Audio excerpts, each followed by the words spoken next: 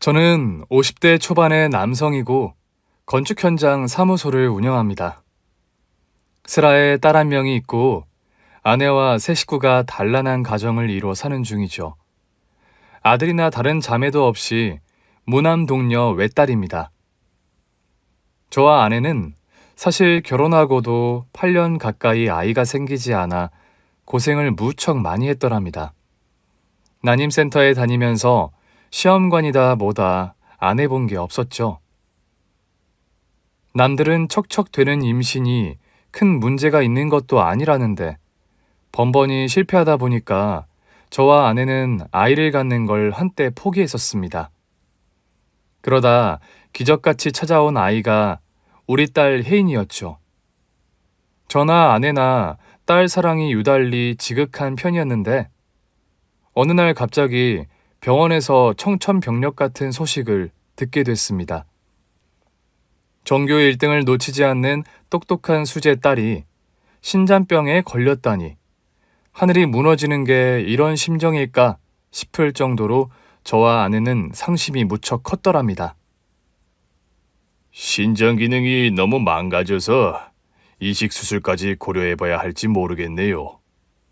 네? 저희 딸 얼마 전까지만 해도 건강했었는데 그게 무슨 말씀이세요? 아이가 좀 피곤함을 자주 느끼고 아침에 손발이 붓는 증상 없던가요?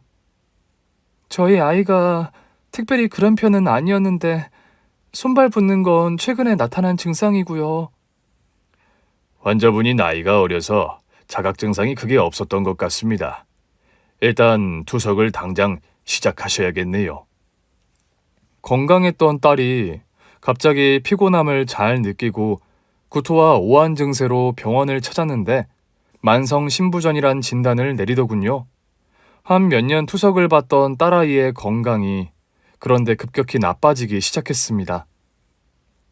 이제 신장 이식 수술을 더는 미룰 수 없는 상황입니다. 일단 가족분들부터 적합 검사를 받으셔야겠네요. 저와 아내는 당장 적합검사를 받기로 했습니다. 그런데 그 검사를 받는 과정에 저는 믿지 못할 충격적인 사실을 알게 되었더랍니다. 대체 무슨 일을 알게 되었길래 이런 표현까지 쓰냐고요? 전교 1등을 놓치지 않는 내 딸이 신장 이식 수술을 받아야 한다고 해서 적합검사를 했더니 의사가 그런 말을 하는 겁니다. 환자분의 어머님, 아버님 모두 적합성이 없습니다. 그리고 친부를 찾아야 할 것 같은데요. 뭐라고요? 지금 제가 우리 딸 친부가 아니라니요? 설마 여태 모르신 건가요? 의사의 황당한 말에 내가 어이가 없어 하자 옆에 있던 아내가 벌벌 떨며 진실을 말하는 겁니다. 그런데 그 진실이라는 것이 도무지 믿기 힘들 만큼 충격적인 것이었어요. 여보, 이제 더는 당신에게 거짓말 못하겠다. 말을 꺼내면서 눈물을 왈칵 쏟는 아내였습니다. 내가 우리 혜인이 친부가 아니라니. 대체 이게 다 무슨 말이야? 당신 설마? 아내는 저를 부랴부랴 병원 로비로 데리고 나가더니 긴 이야기를 시작하더군요. 여보, 지금부터 내가 하는 말 들어? 너무 놀라거나 충격받지 않겠다는 약속부터 하고. 이미 충분히 놀랍고 충격 먹었어. 혜인이가 내 딸이 아니라니 이게 대체 무슨... 당신 혹시 다른 남자와 바람이라도 피웠어? 그래놓고 그가 나를 감쪽같이 기만한 거야? 그런 거 아니야. 내 말부터 좀 들으라고, 혜인 아빠. 그래, 당신이 대체 무슨 얘기할지 일단 드러나 보자. 저는 부들거리는 다리를 겨우 진정시키며 아내의 말을 기다렸습니다. 제가 친부가 아니라니. 아내는 분명 다른 남자와 외도를 저질렀고 그것에 대한 변명을 할 것이라는 생각에 온몸이 떨려오는 게 사실이었죠. 혜인이는 생물학적으로 당신 딸도 아니지만 내 딸도 아니야. 그게 무슨 귀신 씨나라 까먹는 소리야? 산부인과에서 당신이 출산하는 거 내 눈으로 똑똑히 다 봤는데. 그래, 이제야 털어놓는데 우리가 딸 낳던 날 우리 부부 생물학적인 딸과 혜인이가 병원에서 바뀌었대. 뭐라고? 병원 측에서 그런 어이없는 실수가 있었던 사실을 전화로 통보해 온 게 벌써 10년 전의 일이야. 내가 사우디 건너가서 그곳 오지 현장에서 일하던 때 말이야? 그래, 당신 그 기간에 전화도 휴대폰도 안 터져서 아무 연락 안 됐었잖아. 아무리 그래도 그런 중요한 사실을 말을 안 해? 당신 정신 나갔어? 처음부터 당신에게 이런 사실을 감출 생각은 아니었어. 내가 당신에게 감춰야 할 이유가 있는 일도 아니었고. 그런데 왜 지금까지 그 엄청난 사실을 혼자만 알고 있었던 거야? 대체 왜? 살다 보면 여보, 때로 모르는 게 약인 일들이 있더라. 내가 생각할 때 혜인이의 출생과 관련한 일도 그랬어. 이제 물은 다 엎질러졌어. 더 이상 당신이 나 속이는 것도 말이 안 되니까 아무것도 속일 생각 말고 나에게 다 털어놔봐. 아내에게서 듣게 된 과거의 진실은 참 뭐라 해야 할까요? 한마디로 설명할 수 없는 놀라움과 기구함, 잔인한 운명의 장난을 원망하게 되는 그런 내용들이었어요. 아내가 처음 병원 측에 연락을 받은 건 제가 두바이 사막으로 건설 일을 떠났을 때였습니다. 여보, 나 한 석 달 넘게 연락 제대로 안 될 텐데 괜찮겠어? 아니, 요즘도 그렇게 연락이 안 터지는 곳이 있단 말이에요? 외국 나가 보면 우리나라처럼 IT 강국이 없어. 인터넷이고 전화고 안 되는 오지들이 꽤 많아 아직. 내가 지금 건축 현장 진두지휘할 곳이 그래. 사막이고 오지라 전화 연락 되기 힘들 거야. 알았어요. 뭐 그럼 급한 일이 생기면 현지 본점으로 전화하랬죠? 정말 위급한 메시지는 거기 당신이 메모 남겨두면 거기 직원이 우리 현장 왔을 때 전해줄 거야. 당신 거기 가 있는 동안은 그냥 연락 안 될 거라고 접고 지내야겠네요. 어쩔 수 없죠. 내가 연락할 수 있을 때마다 할 테니까 너무 걱정 말고, 응? 알았어요. 난 혜인이랑 잘 있을 테니까 당신은 몸 조심하고 잘 다녀와요. 그런 인사를 하고 저를 떠나보낸 아내였습니다. 아내가 혼자서 딸을 돌본다고 동동거리며 지내던 어느 날, 모르는 번호로부터 한 통의 전화가 걸려왔더랍니다. 거기 박혜인 어린이 부모님 댁 맞습니까? 네, 제가 혜인이 엄마인데 누구시죠? 그럼 혹시 김미숙 산모분 맞으세요? 산모요? 네, 제가 김미숙은 맞는데 어디세요? 여기 땡땡 산부인과인데요. 저희 병원에서 너무 죄송한 말씀 드려야 할 것 같아서 전화드렸습니다. 우리 혜인이 낳은 지가 언젠데 무슨 일로요? 다름 아니라요. 김미숙 산모님과 다른 분의 아기가 출산하시던 날 바뀌어 버렸습니다. 정말 죄송합니다. 뭐라고요? 지금 그게 대체 무슨 말도 안 되는 소리예요? 전화로 드릴 말씀이 아니라서 일단 찾아뵈려 했는데 댁이 어디실까요? 아니요, 내가 오늘 당장 병원으로 가겠습니다. 아내는 전화를 끊자마자 당장 혜인이를 친정에 맡기고서 병원으로 달려갔다고 합니다. 산부인과 병원의 원장이 병원 입구에서부터 아내를 기다리고 있다가 무릎을 꿇으며 용서를 빌더랍니다. 죄송합니다. 저희 병원에서 있어서는 안 되는 실수를 저질렀습니다. 이거 대체 어떻게 발각된 일이죠? 그리고 어떻게 이런 실수를 저질러요? 대체 당신들이 어떤 일을 벌인 건지 알고나 있어요? 입이 10개라도 드릴 말씀이 없습니다. 사죄드리고 원하시는 보상을 어떻게든 맞춰드린다는 말밖에는요. 정말 죄송합니다. 죄송해요, 김미선 씨. 보상이니 뭐니 그거는 일단 나중에 얘기할 문제 같네요. 아이가 바뀌었다면 진짜 우리 딸은 어디 있다는 겁니까? 일단 아이가 바뀐 측의 부모님과도 연락이 닿았습니다만 정말 송구하게도 김미선 산모님의 생물학적인 친딸은 이미 명을 달리했다고 합니다. 뭐라고요? 우리 딸이 죽었단 말이에요? 아내는 산부인과 병원 원장의 말을 듣고 그 자리에서 실신해 버렸다고 합니다. 겨우 정신을 차렸을 때에는 그 병원의 안정실에서 수액을 맞고 있더래요. 아내는 정신을 차리자마자 링거 주사를 뽑아버리고 소리쳤다고 합니다. 누가 지금 나한테 이딴 영양주사나 놔달라고 했나요? 사람 가지고 우롱하는 거야 뭐야? 죄송합니다. 아까 충격받으셔서 기절을 하시는 바람에요.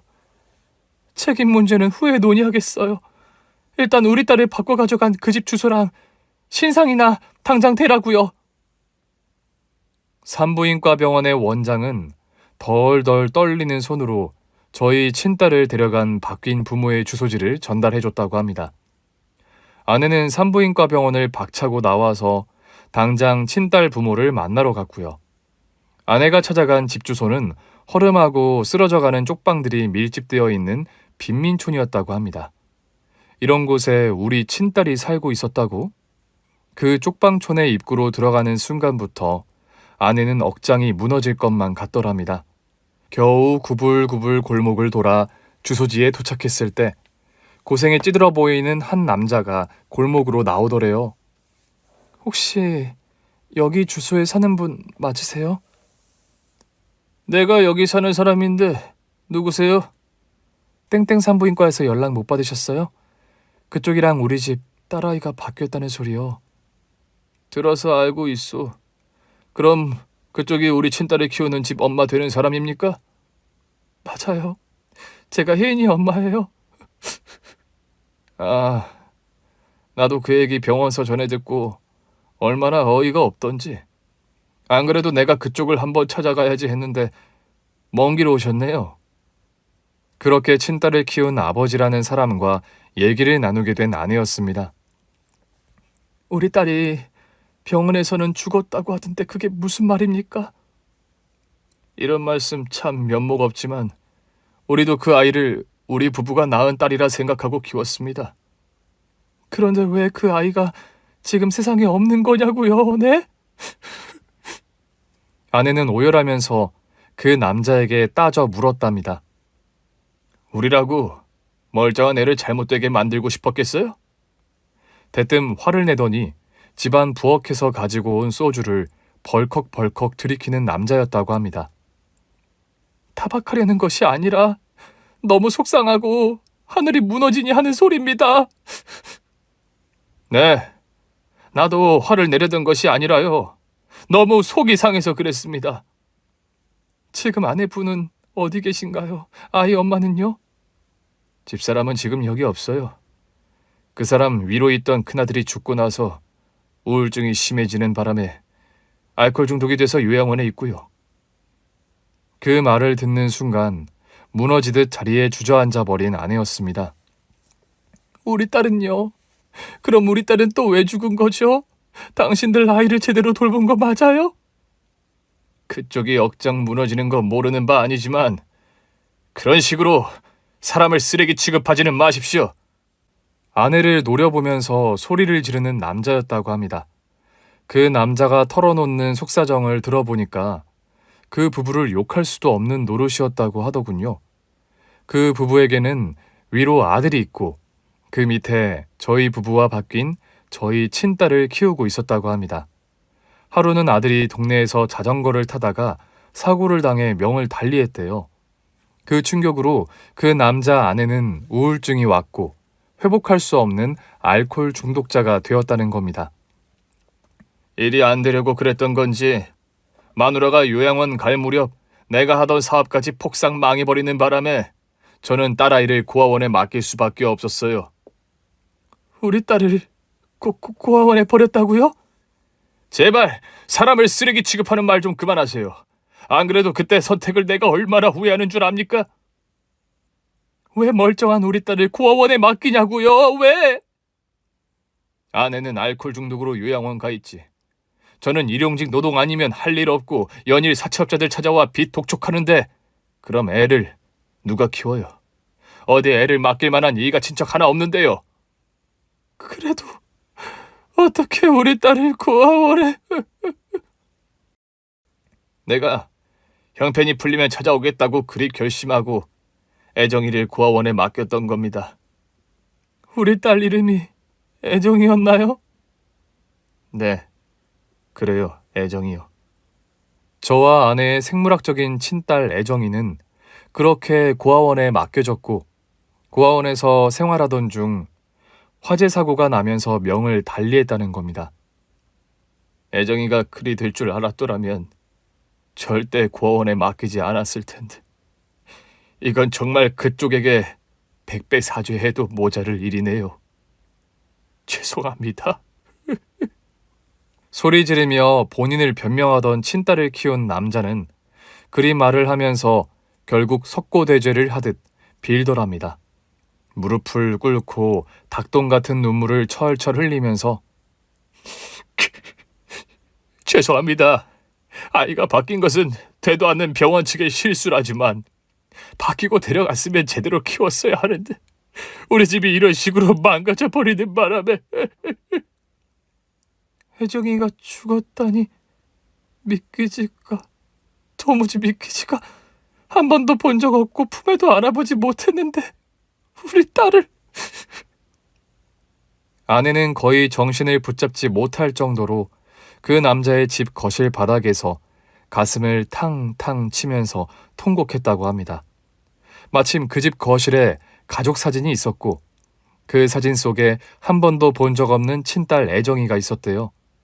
그 사진을 부둥켜 안고 몇 시간을 오열한 아내였다고 합니다. 아내는 겨우 정신을 추스르고 현재 저희가 키우는 딸 혜인이의 신상에 관해 그 남자에게 말해주었다고 합니다. 솔직히 말씀드리면 혜인이라는 아이를 제가 다시 데리고 와서 키울 자신이 없군요. 그렇다면 그 말씀은? 면목 없지만요. 그리고 정말 염치 없지만 혜인이 그냥 그 댁에서 계속 키워주실 수 있겠습니까? 그럼 앞으로 혜인이를 이제까지 해온 것처럼 우리 부부 딸로 인정하시겠다는 겁니까? 부끄러운 얘기지만 저는 지금도 사채업자들에게 쫓겨 도망 다니면서 사느라 안정된 일자리도 못 찾고 이리 살고 있어요. 애정이 키우면서도 제가 자리를 제대로 잡았더라면 우리 애정이를 그런 식으로 황망하게 떠나보내는 일도 없었을 거고요. 원망하고 타박하는 것도 아무 의미가 없는 일이란 것을 깨달은 아내였다고 합니다. 우리 애정이가 지내던 고아원이 어딘가요? 아내는 그때 그 남자로부터 저희 부부의 친딸 애정이가 지내던 고아원 주소를 받아왔다고 합니다. 그리고 애정이의 어릴 적 모습이 담긴 앨범 한 권도 받아왔더군요. 그런 엄청난 일들을 당신 혼자 겪었으면서 내게 이런 방금 말을 안 하다니. 당신 어떻게 그럴 수가 있어? 말했잖아, 여보. 그때 상황상 당신과 연락이 힘든 때였기도 했고 그렇게 며칠 혼자 생각하다 보니까 이 사실은 내가 그냥 평생 묻어가는 게 맞는 일이란 생각이 들었어. 그럼 혜인이도 여태 아무런 사실을 몰랐다는 거야? 혜인이 친아버지란 사람이 일단 혜인이 양육을 포기했기 때문에 혜인이가 이런 사실을 알아서 좋을 게 없다는 결론을 내렸어. 혜인이는 그렇다 치더라도 나에게는 진실을 말했어야지. 나라고 그 문제를 고민 안 했을 것 같아? 당신 또 그 즈음에 얼마 안 있어서 뇌혈관 터져서 수술 받았던 거 기억 안 나? 아내 말을 듣고 보니 수긍이 안 가는 바도 아니더군요. 그때 두바이 현장 일을 마치고 돌아와서 얼마 안 있고 나서 저는 큰 수술을 받았었습니다. 사업적인 스트레스와 과로가 겹쳐서인지 뇌혈관 질환으로 수술을 받았던 거죠. 하마터면 반신불수가 될 뻔한 고비를 수술과 재활로 겨우 극복했던 저였습니다. 그때 의사가 그랬어. 심정적인 충격이나 스트레스가 당신에게 쥐약이 될 거라고. 나한테 당신한테 바가지 긁거나 잔소리도 줄이라는 말 들었는데 어떻게 그런 엄청난 사실을 당신에게 고지고대로 털어놓을 수 있었겠냐고. 그런 말을 하면서 오열하는 아내였습니다. 아내의 입장에서 생각하고 보니 일에서 하나까지 이해가 안 갈 바도 아니더군요. 저는 그간 아내 혼자서 그 엄청난 진실의 무게를 감당하고 짊어졌던 생각을 하니 너무 미안한 마음이 뒤늦게 밀려왔습니다. 미안하다, 여보. 당신 입장에서 생각해 보니까 당신 말이 하나도 틀린 게 없네. 옹졸하게 화만 내서 미안하다, 내가. 아내와 저는 병원 로비에서 한참을 부둥켜 안고 울었더랍니다. 금쪽 같은 우리 딸 혜인이는 우리 부부에게 참 보물 같은 존재나 다름없었어요. 아빠, 지금 들어오세요. 혜인이 오늘은 학원 안 갔니? 중간고사 끝났다고 학원도 오늘은 수업이 없어요. 주말에 보강이고요. 뭐 우리 딸이야 이번 시험도 1등이겠지? 아빠도 참, 제가 아무리 울 학교서 만년 1등이라도 그런 말씀은 좀 부담인데요. 혜인아, 네 아빠는 네가 너무 공부 잘하는 거 싫어하시는 분이다. 진짜요? 왜요? 공부 잘해서 어디 멀리 유학이라도 떠날까봐 그거 걱정하시는 분이잖니. 아휴, 아빠도 참, 제가 아빠 두고 어디 유학을 가요. 걱정 마세요. 제가 하고 싶은 공부가 유학 가야 되는 분야도 아니고 아빠 두고 저 절대로 어디 멀리 안 가요. 아이고 녀석아, 네 엄마가 농담으로 하는 말을 진담으로 받니? 네가 하고 싶은 공부가 생기면 언제든 유학 가야지. 우리 혜인이가 하고 싶은 공부라는데 아빠가 당연히 팍팍 밀어줘야지. 제가 유학 가면 아빠랑 떨어져서 살아야 하는데요. 아이 그때 되면 아빠도 사업 차차 접고 혜인이 따라가면 되지. 뭐가 문제야? 여보, 아무리 딸이 좋아도 무슨 유학까지 따라가는 아빠가 있어요. 아니 왜 못 따라갈 건 또 뭐야? 외국 나가서 혼자 사는 일이 얼마나 고단하고 외로운 일인데 우리 금쪽 같은 공주님을 혼자 타지해 보내? 저도 아빠가 유학 따라와 주시면 완전 땡큐죠. 암튼 딸이나 아빠나 못 말리겠다. 닭살 돋고 눈꼴 시려서 못 보겠네. 아휴. 봐라 혜인아, 엄마가 또 너랑 나 질투하신다. 평소 저희 집에서 자주 하는 대화의 패턴이 대충 이랬습니다. 게다가 저는 평소에도 어디 출장을 가거나 하면 항상 딸 선물부터 고르곤 했어요. 사장님, 이번에도 따님 선물 챙기세요. 그럼 우리 딸이 요즘은 이런 귀여운 인형 고리 갖는 거에 꽂혔더라고. 사모님 선물은 안 고르세요? 골라야지. 우리 와이프는 내가 카드 주고 사고 싶은 거 사라고 하니까 뭐 사다 줘도 큰 감흥이 없더라고. 그래도 따님 선물만 골라가면 사모님이 서운하실 텐데요. 그럴 일도 없는 게 우리 와이프도 나 못지않은 딸바보라. 저나 와이프나 그저 딸 혜인이 키우는 맛에 여태 정신없이 또 행복한 삶을 살아왔어요. 부부 금슬도 나쁘지 않은 편이지만 난임으로 고생할 적에는 자꾸 다투는 일이 잦아져서 이혼도 생각하던 저희 부부였는데 혜인이가 태어나고 난 뒤로는 부부싸움도 한 번 한 적이 없습니다. 혜인이가 아주 복덩이가 따로 없네 그려. 요 귀요미가 태어나고 나서 자네나 미숙이나 부부싸움 한다는 소리가 한 번 안 들려오니. 혜인이 키우다 보면 싸울 정신이 없어요, 장모님. 애 생기고 되려 더 다투는 부부들도 많은데 다행이지 뭐. 엄마, 혜인이 낳고 난 뒤로 이 사람 사업도 더 잘 되고 있어요. 그러니 내가 우리 혜인이가 복덩이가 따로 없다는 거잖니. 어렵게 얻은 귀한 딸이어서인가? 저 역시 딸 육아에 적극적으로 돕는 편이었고 아내도 모성애가 유달리 강한 사람이라서 저희 가족은 혜인이라는 딸을 중심축으로 돌아가는 하나의 행복한 소우주와도 같았습니다. 딸 자랑 길게 하면 너무 팔불출이라 욕하실까요? 그래도 뭐 사실이니 말씀을 드리자면 저희 딸이 어려서부터 아주 총명했더랍니다. 한글이니 숫자니 영어니 그런 걸 한 번도 따로 가르쳐 본 적이 없는데 4살 무렵 스스로 한글과 숫자를 깨우친 아이였습니다.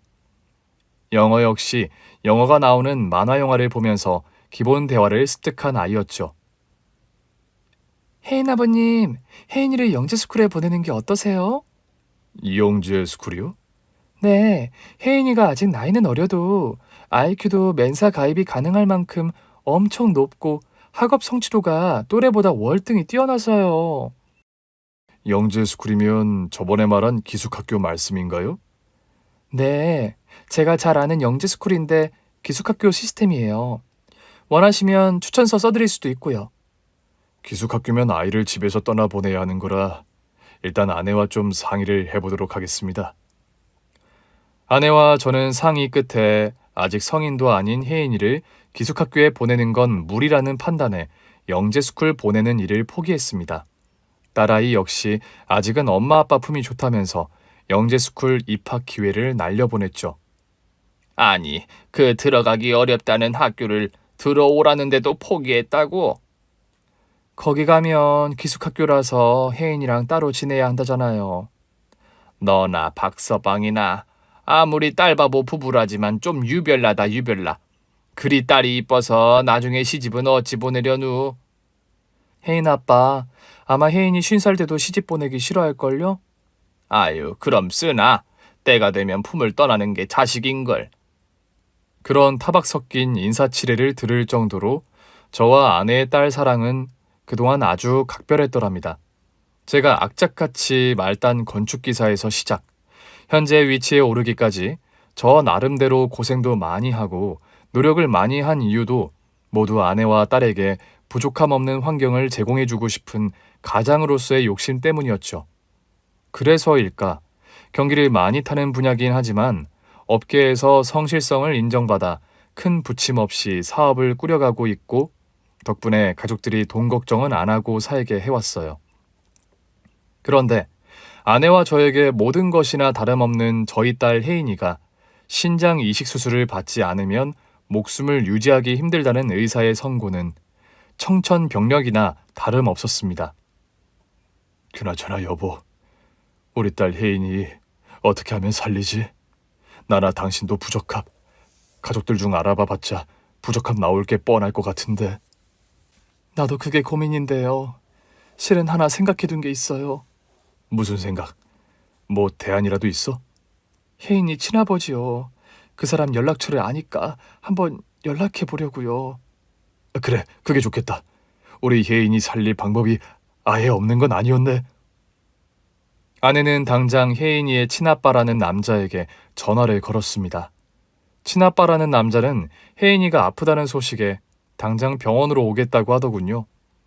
바로 다음 날 딸아이가 입원해 있는 병원으로 그 남자와 웬 낯선 여자가 한 명이 나타났더군요. 어서 오세요. 그런데 이 여자분은 누구십니까? 이 사람은 혜인이 친이모 되는 분입니다. 안녕하세요. 혜인이 이모 김숙희라고 합니다. 그쪽 아내분은 아직도 그럼... 그 사람 얼마 전에 명을 달리했어요. 요양원 들어가서 노력 많이 했는데 몸이 너무 많이 망가져 버리는 바람에 결국 그렇게 되고 말았습니다. 혜인이 친엄마의 부고 소식에 황망함을 감출 길이 없는 저와 아내였습니다. 숙연하고 슬픈 분위기를 깨고 말을 이어간 건 딸아이의 이모라는 사람이었어요. 우리 동생이 엄마 노릇 하나도 못하고 죽어서 우리 친이요. 혜인이 친엄마가 죽는 순간까지도 혜인이를 많이 보고 싶어 했어요. 그런데 본인이 너무 그런 모습으로 죽어가는 바람에 또 혜인이는 이런 모든 사실을 모르고 있어서 부르지 못했습니다. 그런 지경이셨으면 저한테 연락이라도 하지 그러셨어요. 돌아가시기 전에 그래도 혜인이가 친엄마 얼굴을 보는 게 좋았을 것 같은데요. 저는 그러려고 연락을 취해보려고 했는데 제 여동생이 말리더군요. 낳기만 했을 뿐 해준 거 하나 없는 딸내미에게 알아서 좋을 것도 없는 친엄마 존재 굳이 보여주고 싶지 않다고요. 혜인이가 좋은 부모님 만나서 걱정 없이 잘 살고 있는데 괜히 사실을 말해준답시고 본인 욕심에 혜인이 심정 시끄럽게 하고 싶지 않다고요. 그런 말을 하면서 눈물을 쏟는 남자였습니다. 혜인이가 신장이 안 좋아서 이식수술 받아야 한다면서요. 아무래도 제가 적합 판정 나올 가능성이 높을 것 같아서 제가 오늘 이 자리에 따라온 겁니다. 그럼 이모님께서 혜인이에게 신장 기증을 해주신다는 말씀이세요?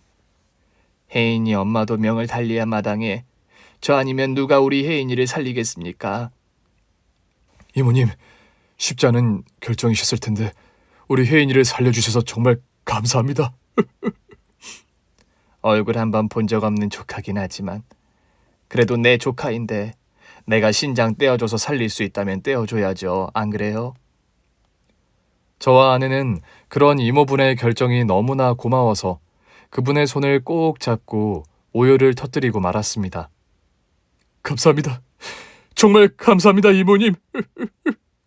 저나 남편이나 부적합 판정이라 대체 우리 혜인이 어쩌면 좋을까 이러다 혜인이마저 잃는 게 아닐까 엄청 겁이 났는데 정말 감사합니다. 그런 우여곡절을 겪으며 딸아이는 이모의 신장을 이식받는 수술을 하게 되었습니다. 수술은 다행히 성공적이었고 딸아이는 기적적으로 건강을 회복했어요. 이모분도 수월하게 컨디션을 회복해서 너무 다행이었습니다. 이런 과정을 겪으며 수술을 받다 보니까 어쩔 수 없이 딸아이도 자신의 출생과 관련한 기막힌 일련의 사실들을 알게 됐습니다.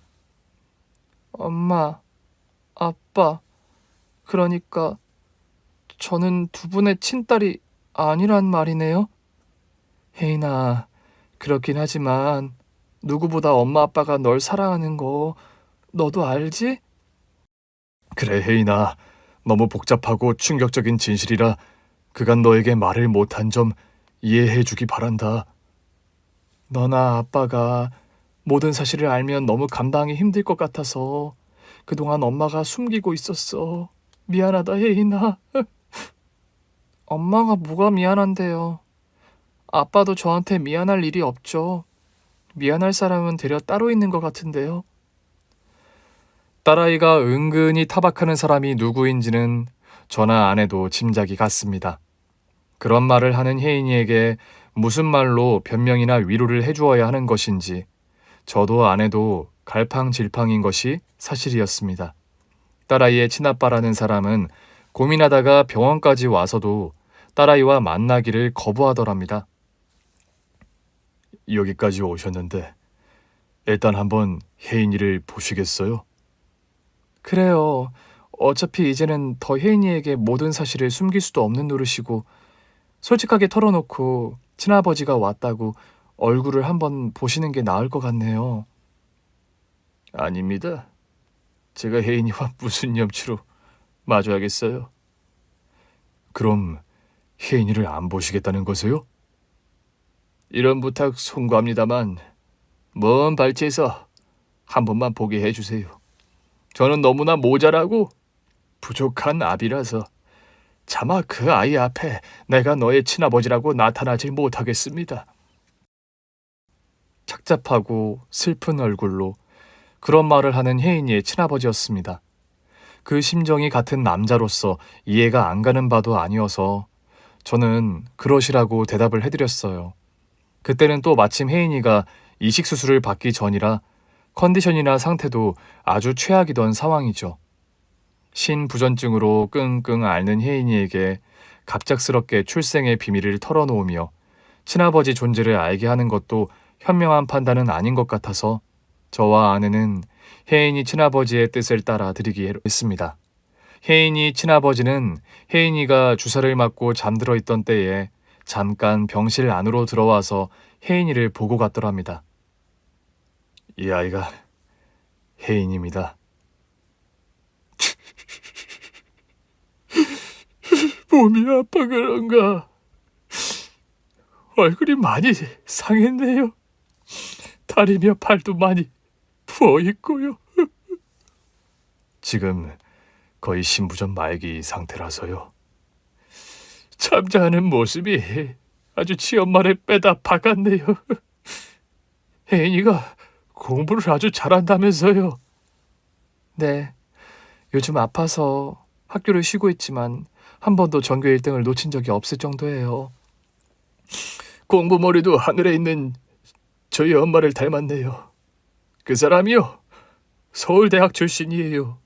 학교 졸업하고 나 같은 남자를 만나 일찍 결혼하는 바람에 신세 같고요, 집안요.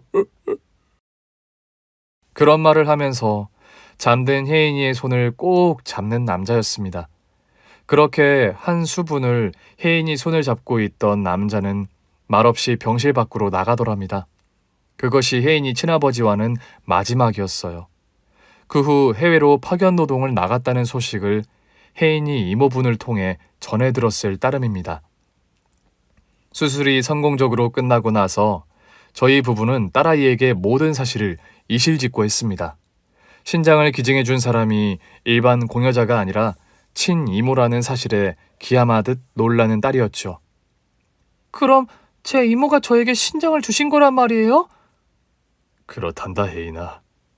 엄마, 아빠, 그럼 아이가 바뀐 줄도 모르고 두 분은 여태 저를 키우신 거고요? 아빠는 그 사실을 최근에야 알았고, 엄마가 그 사실을 안 건 10년 전이었다는구나. 그럼 엄마는 그런 사실을 알고도 내색 한 번 안 하고 그 긴 세월을 함구하신 거예요? 그래, 혜인아. 진실이라는 게 때로는 모르는 게 약일 때도 있는 거라서 엄마가 본의 아니게 너와 아빠에게 말을 못했구나. 엄마 혼자서만 얼마나 힘드셨을 거예요. 게다가 엄마 아빠 진짜 딸은 고아원에서 지내다가 화재 사고로 명을 달리했다면서요. 혜인아, 우리도 그 사실을 듣고 충격을 받았지만 네가 죄책감 가질 일은 아니야. 그래, 엄마가 과거에 그 얘기를 듣고 억장이 무너진 건 사실이었어. 그래서 그 부모님 타박도 많이 하고 욕도 엄청 했단다. 그래도 사연을 들어보면 불어 아이를 버린 건 아니었더라. 애정이에게 여전히 미안하지만 돌이킬 수 있는 거 아무것도 없었고. 여보, 혹시 당신 그래서 그 고아원에 정기적으로 봉사 다녔던 거야? 그래요. 내가 한 달에 2번 정기봉사 다니는 곳이 사실은 우리 애정이가 지내다 사고를 당한 그 고아원이고요. 엄마 죄송해요. 산부인과에서 실수만 없었으면 고아원에서 지내다 명을 달리했을 운명은 되려 저인데 저는 엄마 아빠 사랑받으며 저만 이렇게 호사를 누리며 살아왔네요.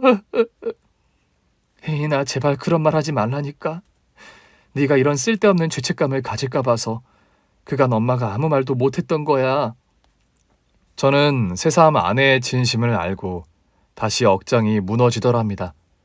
생각해보니까 아내는 10여 년 전, 그러니까 아기가 바뀌었다는 산부인과의 충격적인 전화를 받고 모든 진실을 알고 난 시점부터 고아원 봉사를 해왔더라고요. 한 달에 2번 혼자서 먼 길을 달려가 고아원 봉사를 하는 아내였습니다. 여보, 아무리 봉사도 좋지만 뭐 그리 먼 곳에 있는 고아원을 다녀. 차 몰고 가면 못 다닐 거리는 아니에요. 고아원 봉사가 하고 싶으면 근거리에도 고아원이 널렸는데 왜 자꾸 사서 고생을 하나? 봉사도 내가 가고 싶은 곳이 따로 있는 거지. 뭘 그런 거 가지고 잔소리해요. 어디 뭐 그 고아원에 나 몰래 금덩이라도 묻어뒀나? 당신도 참 별소리를 다 하네요. 운전 혼자서 멀리 하고 가는 거면 나도 차라리 당신이랑 같이 봉사 다닐까? 혜인이도 머리 식힐 겸 가끔 데리고 가고. 아유, 됐어요. 아서요. 뭐 내가 가는 곳마다 귀찮게 부녀가 따라다니려고 그래요. 나도 혼자만의 시간과 루틴이 필요하니까 당신이나 혜인이나 방해할 생각 말라고요. 아내는 그런 말을 하면서 불어 혼자서 고아원 봉사를 다녔던 겁니다. 저와 아내의 친딸 애정이가 하늘나라로 떠나기 전까지 생활했던 그 고아원에를요. 한 달에 2번 혼자서 그 고아원을 다녀오던 아내의 심정을 헤아리니 새삼 뒤늦게 마음이 미어지는 것 같았습니다. 여보, 어떻게 혼자 먼 길을 그렇게 오랜 시간 다녔던 거야? 우리 애정이가 살던 곳이고 애정이의 숨결이 묻어있는 곳이니까요.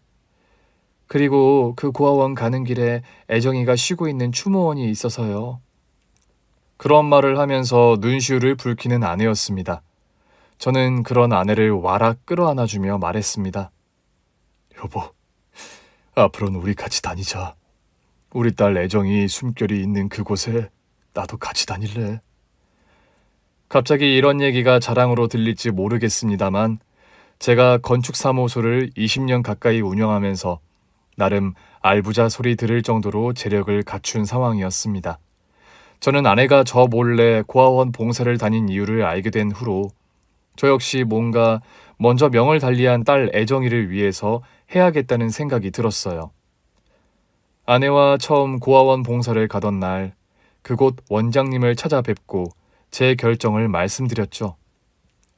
이거 제가 여기 고아원에 후원하려는 금액입니다. 아니, 이런 큰 거금을요? 여러 복잡한 사정으로 저희 친딸 애정이가 이곳에서 몇 년을 생활하다가 불의의 사고로 명을 달리했어요. 제가 부임하기 전의 일이긴 합니다만 그 화재 사고는 저희 고아원 입장에서도 아주 안타까운 일이었습니다. 애정이가 살아생전에 그림 그리는 걸 아주 좋아했다면서요? 네, 전에 계셨던 원장님께 들었는데 그림 대회만 나가면 상을 받을 정도로 재능이 뛰어났고요. 그래서 말인데요. 애정이 이름을 딴 미술실을 하나 지어드리고 싶습니다. 이 기부금으로요. 그런 뜻깊은 이유로 후원을 해주신다는데 저희야 마다할 이유가 없지요. 감사드립니다. 고아원에 그런 뜻을 전달하고 돌아오는 길, 아내가 그런 말을 하더군요. 당신 왜 나에게는 상의 한마디 없이 그런 큰 결정을 내린 거야? 당신도 나랑 상의 없이 여기 고아원에 10년을 혼자서 다녀놓고 그거랑 이게 같은 문제는 아니잖아요. 그래서 당신 불만이라는 거야? 아니, 너무 잘한 결정이라고요. 그 말 해주고 싶어서 그랬죠. 좋은 결정이라고 칭찬해주면서 왜 울고 그래? 애정이가 그림 그리는 거 좋아하던 아이라고. 이곳 선생님들한테 그 말 듣고 나 그날 참 많이 울었었어요. 왜? 당신이 원래 꿈이 화가였잖아요. 대학서 전공도 미술이고 건축 현장 사무소 하면서 먹고 사는 사업가가 되긴 했지만요. 그러게 말이야. 나도 당신한테 처음 그 얘기 듣는데 뭔가 설명하기 힘들게 마음 한구석이 찌르르 하더라. 피는 못 속인다더니 애정이가 당신을 참 많이 닮았던 것 같아요. 사진 보니까 내가 봐도 나를 참 많이 닮았더라. 돌아가신 우리 어머니 얼굴도 많이 있고. 그거야 당신이 어머니를 많이 닮았잖아요. 애정이가 살아 있었다면 지금쯤 그 애는 어디 예술고등학교 같은 데 다니고 있었겠지? 입시미술 준비하면서. 당신이 참 좋아했겠다. 딸이 당신 닮아 그림 그린다고 하면. 자식이란 참 그런 존재 같습니다. 한번 본 적도 없고 품에 안아본 적 없었어도 이렇게나 사무치게 그리우니 말입니다. 저의 기부로 저와 아내의 친딸 애정이가 명을 달리하기 전까지 지내던 고아원에는 애정이 이름을 딴 미술교실이 생겼습니다. 그 미술교실에서 고아원 아이들이 그림도 그리고 또 공부방으로도 운영이 되었고 그곳에서 아이들을 가르치는 선생님들 월급도 다달이 저와 아내가 기부금으로 충당을 하고 있지요. 아내와 처음 고아원을 방문하고 후원금을 전달했던 날, 돌아오는 차 안에서 아내가 그런 말을 하더군요. 예전에요, 우리 엄마가 가끔 어디 당신이랑 내 사주를 들으러 가면 늘 그런 말을 들었다는 거예요. 무슨 말? 당신하고 나 사이에는 딸이 2명 있다고요. 아, 예전에도 언젠가 장모님께 그런 말 들은 기억이 나네. 당신이랑 나 결혼하고 8년간 아기가 안 생겼잖아요. 그때 내가 하도 힘들어하니까 엄마가 여기저기 좀 답답해서 물어보러 다녔는데 물어보는 점집마다 열이면 열 그런 말을 했다는 거예요. 딸이 둘이라고? 그때 난 힘으로 하도 스트레스 받던 때여서 한 명도 안 생기는 애가 어떻게 둘씩이나 있냐고 엄마한테 막 짜증을 냈었는데 장모님 말씀이 맞았던 거네. 요즘 들어 문득 그런 생각이 들더라고요. 당신하고 나 사이에 딸이 정말 2명이로구나. 그런 말을 하며 아내가 애잔한 눈빛으로 저를 보더군요. 저와 아내는 고아원을 방문하는 길이면 늘 애정이가 잠들어 있는 추모원에도 방문을 합니다. 추모원 내의 납골당 박스 안에 액자 사진 속에서 애정이는 유치원 졸업 모자를 쓰고 환하게 웃고 있어요. 우리 애정이 저 먼 곳에서 편히 쉬고 있겠죠? 애정아, 우리 이번 생에서는 연이 안 닿아서 못 만났지만 다음 생에는 꼭 엄마 아빠 딸로 다시 태어나서 한 집에서 알콩달콩 재미나게 살아보자. 응? 처음에 아내와 저는 고아원이든 추모원에 갈 때든 혜인이를 대동하지 않고 다니곤 했습니다. 그러던 어느 날 주말에 아내와 제가 고아원에 가려고 채비를 하는데 혜인이가 그런 말을 하더군요. 엄마, 아빠, 저도 2분 가시는 고아원에 따라가면 안 돼요? 혜인이 네가 다음 주 기말고사라서 공부해야 하지 않아? 머리도 식힐 겸 따라가고 싶어서요. 제가 혹시 따라가는 게 불편하시면 저 그냥 안 가고요. 혜인아, 무슨 그런 말이 있니? 그래, 혜인아. 네가 머리 식히고 싶은 거면 같이 가자. 네가 따라오면 엄마 아빠야 늘 땡큐지. 혜인이가 출생의 비밀과 관련한 진실을 알게 된 후로 애정이에 대한 깊은 죄책감을 가지고 있다는 것을 알았기에 그동안 혜인이를 데리고 고아원이나 추모원에 방문하는 게 조심스럽고 꺼려지던 저희 부부였죠. 혜인이는 그날 고아원에 가서 애정이 이름을 딴 미술실을 보고 무척 기뻐했습니다. 아빠, 이거 불어 애정이 이름 따서 지어주신 거죠? 본의 아니게 너한테 말을 못했구나. 괜히 저 때문에 2분 눈치 보면서 고아원에 다니지 않으셨으면 좋겠어요. 고아원이든 추모원이든 다니시면서 제 눈치를 왜 보세요? 혜인이 네가 애정이에게 미안한 마음 갖고 있는 걸 알아서 그러지. 제가 미안한 거야 당연한 거고요. 2분이 그것 때문에 제 눈치를 보시면 제가 또 더 되려 미안해지니까 제발 그러지 마세요. 그런 말을 하면서 끝내 눈물을 보이는 혜인이었습니다. 혜인이는 그날 미술실에서 아이들에게 그림도 같이 그려주고 학습지 공부도 도와주면서 즐겁게 시간을 보냈습니다. 엄마, 아빠, 저 매주는 아니더라도 시간 날 때마다 고아원 봉사 같이 와야겠어요. 한번 와보니까 올만하니?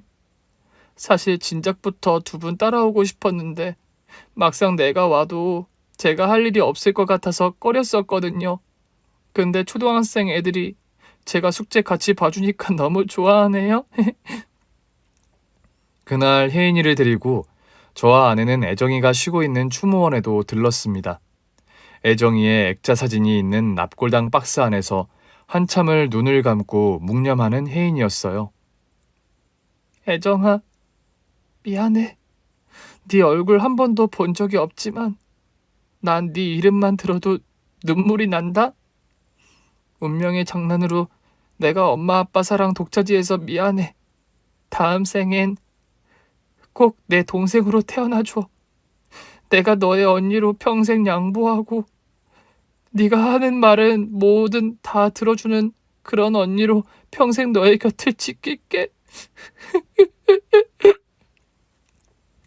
그런 말을 하면서 오열을 터뜨리는 혜인이었습니다. 저와 아내는 그런 혜인이를 꼭 끌어안아주며 등을 토닥여 주었어요. 혜인아, 애정이도 다 이해할 거야. 그래, 혜인아. 이런 일이 생긴 게 말할 수 없는 비극이기도 했지만 그래도 혜인이 너와 애정이 잘못은 하나도 없는 일이었다. 그러니까 너도 더 이상 너무 큰 죄책감은 가지지 마. 아니에요, 엄마. 저도 많이 생각해 봤는데 제가 의도하고 불허한 잘못이 아니었어도 사무치게 미안한 일이 세상에는 있는 거더라고요. 애정이가 저한테는 그렇고요, 엄마.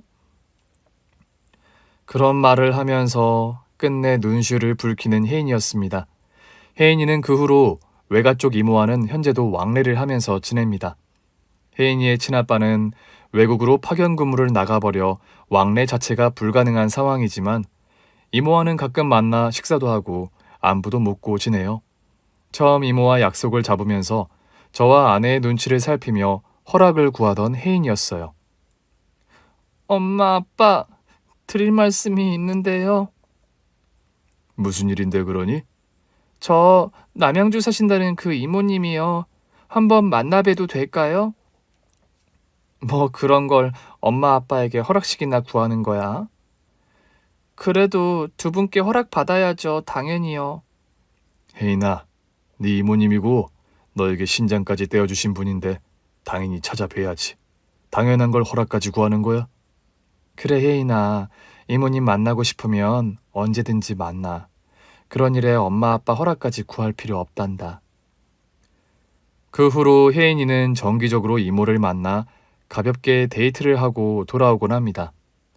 원래도 공부를 잘했던 혜인이인데 이식 수술을 받고 건강을 회복한 후에는 공부에 더욱 매진을 했고 서울의 명문대학, 의과대학에 당당하게 합격을 했습니다. 혜인이의 대학 입학식에 이모님도 참석을 했지요. 혜인이 어머니, 아버님, 정말 감사합니다. 우리 혜인이가 너무 훌륭한 부모님을 만나서 이렇게 너무 잘 컸네요. 그런 말을 하면서 허리를 넙죽 숙이며 절을 하듯 인사하는 이모님이었어요. 아닙니다, 이모님. 부모가 자식 키우는 일이야 당연한 일이죠. 혜인이가 워낙 똑똑해서 이런 좋은 결과가 있던 거고요.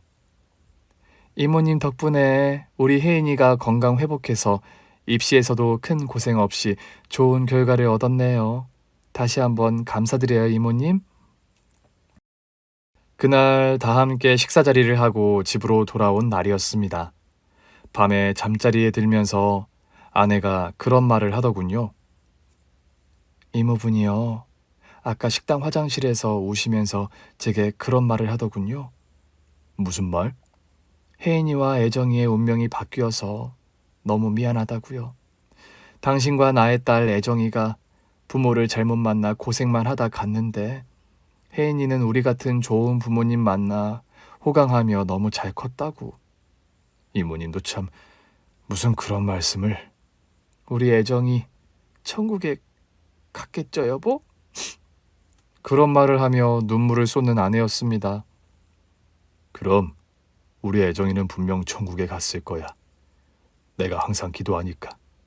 내가 100번 1000번 대신 지옥에 가도 좋으니 우리 애정이가 있는 곳은 천국이게 해달라고 매일 기도하니까. 저와 아내의 그 간절한 기도가 분명히 애정이가 있는 곳까지 전달이 되기를 간절하게 바라봅니다.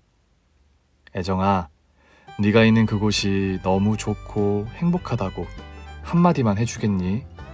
오늘 밤 꿈속에서 넌지시 메시지라도 전해주면 이 아빠는 참 마음이 놓일 것 같구나. 그립고 그리운 내 딸 애정아, 엄마 아빠가 많이 많이 사랑한다. 긴 얘기는 여기서 이만 마칠까 합니다. 경청해 주셔서 정말 감사합니다. 오늘 준비한 사연은 여기까지입니다. 재미있게 들으셨다면 구독과 좋아요, 알림 설정까지 눌러주세요. 그럼 저는 다음 사연으로 찾아뵐게요. 오늘도 건강하고 행복하세요.